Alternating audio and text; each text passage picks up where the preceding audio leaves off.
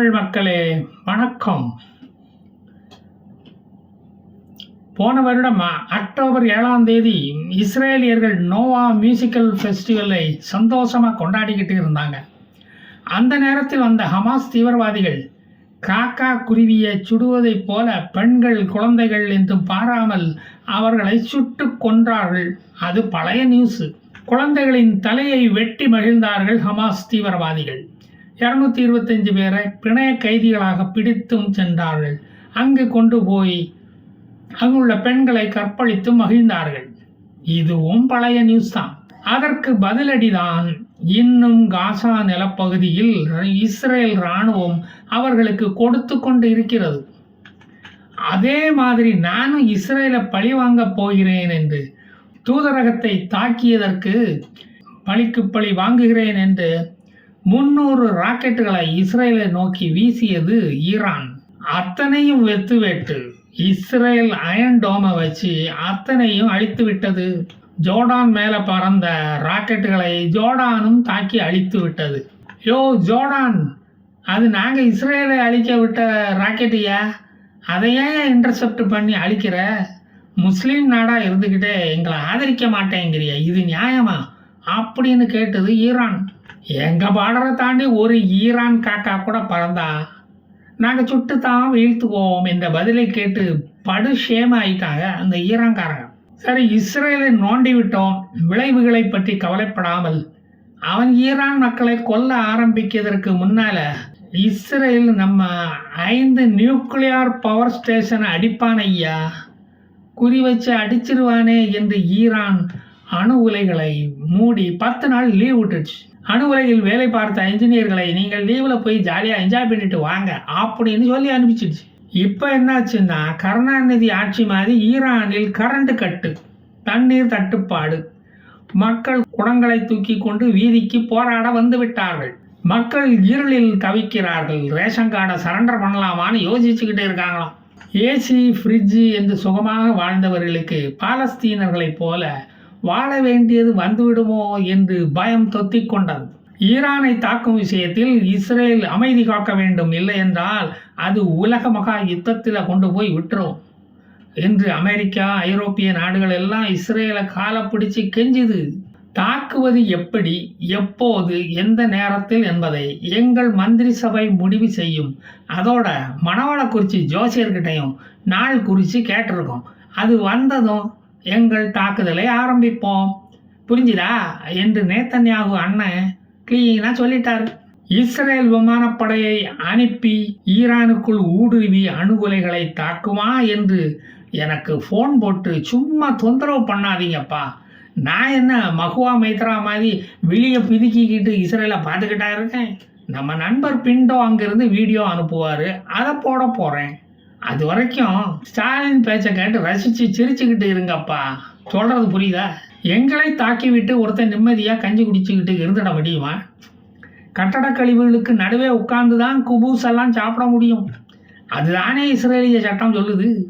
நாங்கள் அமைதியாக இருக்கணும்னு சொல்கிறதுக்கு எந்த அமைதி பூங்காக்காரனுக்கும் உரிமை இல்லை. எந்த உரிமையையும் உரிமை தொகையையும் நாங்கள் லஞ்சமாக வாங்கவும் மாட்டோம் அப்படின்னு சொல்லிட்டாங்க இந்த இஸ்ரேல்காரங்க. ஈரான் அனுப்பிய ட்ரோன்கள் எல்லாம் ஜெருசலம், டெல்லவிவ், டியோமோனா நகரங்களை நோக்கி சென்றன. அவைகள் நடுவழியிலேயே தடுத்து அழிக்கப்பட்டு விட்டன. டியோமோனா நகரில் தான் இஸ்ரேலுடைய அணு மின் உலை உள்ளது என்பது இங்கே கவனிக்கத்தக்கது. வந்த ட்ரோன்கள் ஈரானில் இருந்து மட்டுமல்லாமல் ஈராக்கில் இருந்தும், ஏமன் நாட்டிலிருந்தும், லெபனான் நாட்டிலிருந்தும் வந்துள்ளன. நாலா பக்கம் இருந்து தாக்கினால்தான் இஸ்ரேல் பயந்து போய் டன்னலுக்குள்ளே ஓடி போய் ஒளிஞ்சுக்கிடுவான் அப்படின்னு நினைச்சாங்களோ என்னமோ. இதில் யுஎஸ், யூகே, ஜோர்டான் நாடுகள் இஸ்ரேலுக்கு ஆதரவு நிலையை எடுத்துள்ளன. அமெரிக்காவும் தன் பங்குக்கு நிறைய ட்ரோன்களை சுட்டு வீழ்த்தி விட்டது. அதை பின்னால் தெரியும் வீடியோவில் நீங்களே பார்க்கலாம். இப்போ ஈரான் தன்னிடம் உள்ள அணு உலைகளை நம்மால் பாதுகாக்க முடியுமா என்று சந்தேகம் வந்துள்ளது. அதற்கு அவை அழிந்தால் ஈரான் இருளில் மூழ்கும். இஸ்ரேல் தன்னை தாக்கும் என்ற பயமே கொமேனியை ஸ்டாலினை போல தூங்க விடவில்லை. இப்பவே அணு உலைகளை தாக்குவதை படம் பிடிக்க கேமராக்களை எல்லாம் செட் பண்ணி வச்சுட்டாங்க அந்த ஈரான் அரசாங்கம். நாளைக்கு அதை காட்டி புலம்பலாமே, அதை காட்டி உலக நாடுகளிடம் பிச்சை எடுக்கிறா உதவுமே என்று அவைகளை வைத்துள்ளன இந்த ஈரான் அரசாங்கம். இப்ப இஸ்ரேல் ஈரானை மட்டும் தாக்கப் போவதில்லை, சிரியா, ஈராக்கு, ஏமன் நாடுகளையும் தாக்கி சண்டையை இழுக்கும். அது எப்ப என்பதுதான் இப்ப கேள்விக்குறி. இது இஸ்லாம் வெர்சஸ் அதர் ரிலிஜன் என்று ஆகிவிடுமோ என்று ஐநா பயப்படுகிறது. ஈரான் கட்டடக் கழிவுகளை அகற்ற புல்டோசர், ஜேசிபி இயந்திரங்களை ரெடியாக வைத்துள்ளது ரைசியின் அரசாங்கம். குற்றுயிரும் கொலையுயிருமா கட்டடத்துக்குள்ள கிடப்பவனை கை தூக்கி விடணுமே. மழை தண்ணீரா இருந்தா மழை தண்ணீர்ல தவிச்சா கூட அப்படியே விட்டுடலாம். இடிபாடுகளுக்கு இடையில இருந்து காப்பாத்தலைன்னா நீ எல்லாம் ஒரு மனுஷனாயான்னு கேட்பானே இந்த ஈரானியன். எங்களுடைய இறையாண்மையை சீண்டி பார்த்தவனை நாங்க சும்மா விட்டதா சரித்திரமே இல்லையப்பா. வேண்டுமான நாடாவை அவர்த்து ஏடுகளை புரட்டிப்பார் தெரியும் என்று இஸ்ரேல் சொல்லுகிறது. எங்களின் ஹோலி சிட்டி ஜெருசலமை தாக்க ஒருத்தன் ட்ரை பண்ணா நாங்களும் திரும்ப தாக்க ட்ரை பண்ணுவோம்னு தெரியாதா உனக்கு? அப்படி தாக்கிவிட்டு நீ நிம்மதியா சோறு திங்கத்தான் முடியுமா? இப்ப இஸ்ரேல் ஈரானை தாக்க ஆரம்பித்ததால் ஈரானிடம் இருந்து ஆயுதம் ஹமாஸுக்கு வருவது நின்று போயிடும். அப்புறம் ஹமாஸுக்கு சரண்டர் ஆவதை தவிர வேற வழியே இல்லை. இஸ்ரேல் ஜிந்தாபாத் தான் போட வேண்டியது இருக்கும். பிறகு ஹமாஸ் எலிகள் ஒவ்வொன்றாக எலி வலையில் இருந்து வெளியே வந்துவிடும். எதுக்கு? சரணடைவதுக்கு தான், வேற எதுக்கு?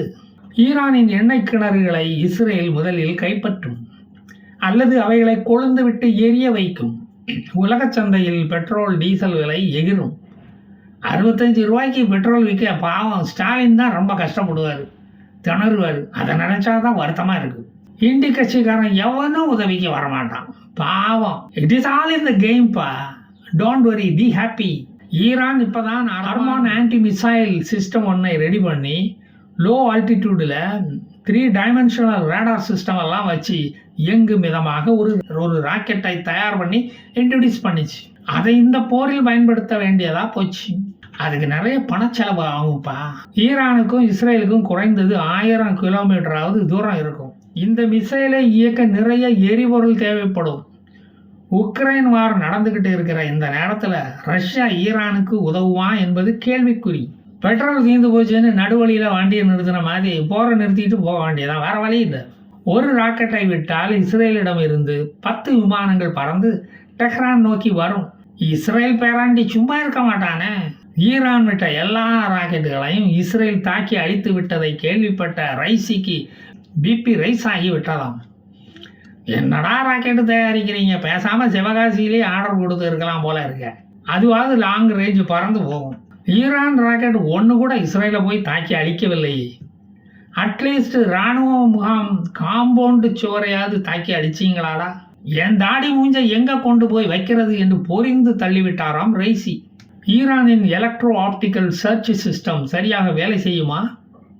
அதன் தெர்மல் சீக்கர் என்ற ஏவுகணை ராத்திரியில் இயங்கும் விதமாக அமைக்கப்பட்டுள்ளது, தயாரிக்கப்பட்டுள்ளது அப்படின்னு சொல்றாங்க. அப்ப சூரியன் மறையிற வரைக்கும் காத்துக்கிட்டு இருக்கணுமா? அதுக்கு இன்னும் 1.5 வருஷம் இருக்கே. அதுக்குள்ள இஸ்ரேல் வந்து அடிச்சுக்கிட்டு போயிடுவான் ஐயா. இருக்கிற அடுக்குமாடி கட்டடம் எல்லாம் அவன் மேகத்துக்குள்ள மறைஞ்சு வந்து தவிடு ஓடி ஆக்கிடுவான் ஐயா. அவனை பத்தி உங்களுக்கு தெரியாதா? காசால போய் எட்டி பாரு. ஈரான் அமெரிக்காவை எச்சரித்துள்ளது. இஸ்ரேல் யுத்தத்தில் அமெரிக்கா தலையிட்டால் அமெரிக்காவையும் தாக்குவோம் என்று கூறியுள்ளது. அதற்கு அமெரிக்கா நேட்டோ படைகள் ஈரானுக்கு பதிலடி தரும் என்று கூறிவிட்டது அமெரிக்கா. ஈரானுடைய இன்னொரு மிசைல் கோர்டாட்-15 என்று ஒரு மிசைல் வைத்திருக்கிறது. அது ஒரே நேரத்தில் 6 இலக்குகளை தாக்கி அழிக்கும் வல்லமை உடையது. அதெல்லாம் இருந்து என்ன பிரயோஜனம் ஐயா? இஸ்ரேல் போடும் ஒரு கொத்து குண்டுக்கு ஈரானால் பதில் சொல்ல முடியுமா? துண்டை காணும் துணியை காணும்னு ஓடுறத நாங்கள் பார்த்தோமே. 1979 ஈரான் ரெவல்யூஷனுக்கு பிறகு ஈரான் சந்திக்க போகும் மிக நெருக்கடியான நிலை இதுதான். ஈரானியர்கள் இஸ்ரேலுடன் மோதுவதை விரும்பவில்லை. அவர்களுக்கு தெரியும் போர் தொடங்கினால் மக்கள் கஞ்சி தொட்டியை நோக்கிதான் ஓட வேண்டும் என்று.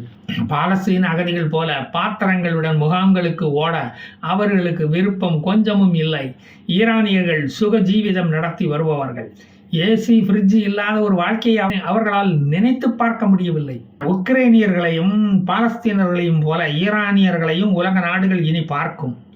ஈரானியர்களுக்கு கேடு காலம் ஆரம்பித்து விட்டதாக மணவாளக்குறிச்சி ஜோசியரும் சொல்லிட்டாராமே. அதுதான் எனக்கு கவலையா இருக்கு. G7 நாடுகள் ஈரான் மேல் பொருளாதார தடைகள் போட வேண்டும் என்று சொல்லுகின்றன. US, UK, France, Italy, Germany, Canada, Japan ஆகிய 7 நாடுகளில் கனடா மட்டும்தான் எதிர்ப்பு தெரிவித்திருக்கிறது. ஈரான் தனது விமானங்களுக்கு தேவையான ஸ்பேர் பார்ட்ஸ்களை எல்லாம் மேற்கத்திய ஐரோப்பிய நாடுகளையே நம்பியுள்ளது. பொருளாதார தடை வந்தால் விமானம் ஓட்ட தடங்கல் ஏற்படும். பேசஞ்சர் பிளேன் கூட ஓட்ட முடியாது. கேப்ரி சமிட்ல இதை பற்றி தான் விவாதித்தார்களாம். ஹிப்ரூ கேலண்டர் படி ஏப்ரல் 22 முதல் ஏப்ரல் 30 வரை பாஸ் ஓவர் பண்டிகை கொண்டாடப்படுகிறது. Festival of holiday of Pesach என்பது அந்த வருடத்தின் 4வது ஃபுல் மூன் டே. அதை பிங்க் மூன் டே என்றும் அழைப்பார்கள். அந்த பண்டிகை முடிந்ததும் ஈரான் மேல் தாக்குதல் தொடங்கும் என்பது என்னுடைய கணிப்பு. அந்த பிங்க் மூன் பண்டிகை அன்று ஸ்பெஷல் மீல்ஸ் பரிமாறப்படும். அதாவது ஏப்ரல் 22 அன்று இஸ்ரேலியர்கள் எகிப்தியர்களின் அடிமைத்தனத்தில் இருந்து விடுதலையான நாளாக கொண்டாடப்படுகிறது. ஜூயிஷ் மாதம் நிசான் மாதத்தில் ஃபுல் மூன் டே வருகிறது. அதாவது இந்த வருடத்தின் 4வது ஃபுல் மூன் டே. அன்று எகிப்திடமிருந்து விடுதலையானதை நினைவு கூர்ந்து கோதுமை, பார்லி, ஓட்ஸு, ரைஸ், ஸ்பெல்ட் உணவு வகைகளை அன்று அவர்கள் சாப்பிட மாட்டார்கள். அது அங்குள்ள ஐதீகம். இதை பற்றி பைபிளிலும் சொல்லப்பட்டிருக்கிறது. ஜீசஸ் இந்த விருந்தில் கலந்து கொண்டதாக ஓல்டு டெஸ்டாமெண்டில் சொல்லப்பட்டுள்ளது. எது எப்படியோ இஸ்ரேலியர்கள் மனம் மாறினால் தாக்குதல் இருக்காது.